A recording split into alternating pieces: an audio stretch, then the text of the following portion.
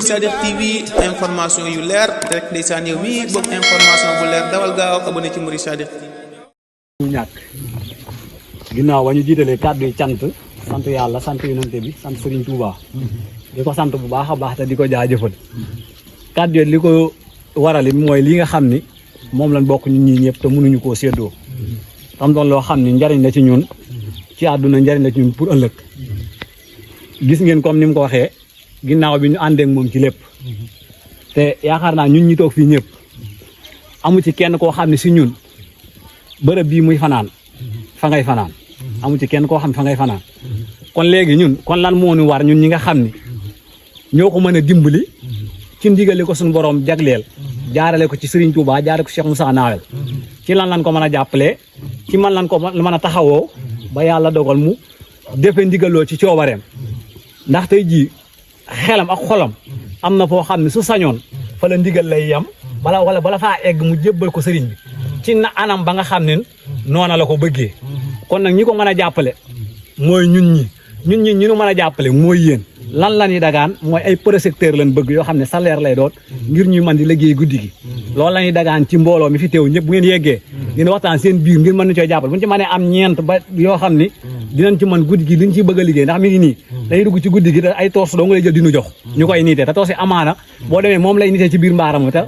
mënu ñoo sétan ndax amna ci ñu yirmaane sax su daf may wax ni ma bala timi sa ngeen wacc waye ñun tamit dina def effort bo xamni duñu gëna tamit ñu jéggi ndigal li waye dañ ko ñewante ci fi mi tok fi mi nek dañ ko ñewante tamit ci ndigal li ni nga xamé ni yan bi am nañ fu mu tollu tay dinañ taxaw pass bo xamni moy mëne dimbali ñun ñu man ko jappalé ci liko serigne bi tek ñu man ko defal mu amé ko comme nim ko bëggé lool nak ñun mom paré nañ pour jox ko suñu lepp lool mom def nañ ko ba paré mais nak dinañ toll fa waxtu wo xamni guddi wo xamni duñ man dootu mëna gis li ñuy mëna gis lo nak moy ay lampe te lampe yi projecteur lay doon yo xamni salaire la képp ku ci xamni egg ngeen dimu semaine biir li la war sooli ñu ngeen ci mëna waxtané seen biir ba man nuko yónné ngir liggéey bi ñu ci bëgg mom fami xalaat ci mom fami xalaat ñun tamit ci suñu toobar ak suñu gëm-gëm man nañu xalaat ni ñun man na bañ egg fofu ci buñ amé lool ndax doole ci suñu borom may nañu ko wër gi yalla may nañu ko te xam nañ du ko nangu ndax mom yé amul luñ ko yéné wul li ñu mëna jappalé nak moy lool kon ñu ngi koy dagaan ci mbolam di jéggulu kàddu bu baaxa baax manam kenn ku ne saso bâtiment ci bâtiment yi def la ci war yépp jëbal la ciabi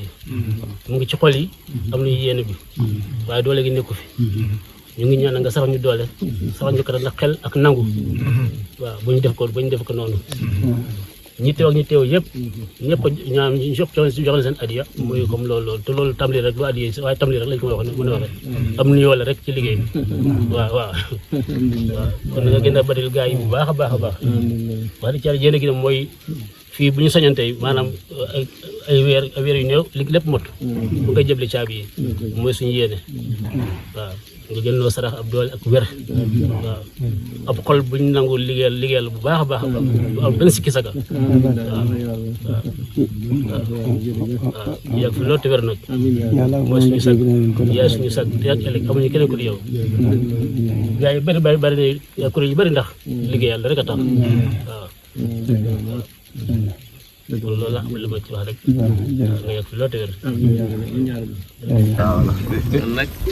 yéen fu ma leen tànnee ci biir taalibe yi ngeen doon ñaari xeet doonaat benn rek ñii ñooy soldaar yi ñii ñooy Baay Faal yi loolu taxoon ma jukki leen ngir bëgg ngeen ñëw ànd ak man fii gisu tey bi ok bismillah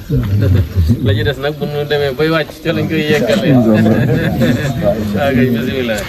yàlla nañ ci amee cant ak ngërëm ci baaxu sëriñ bi ñu am ci ay ndamit bismillah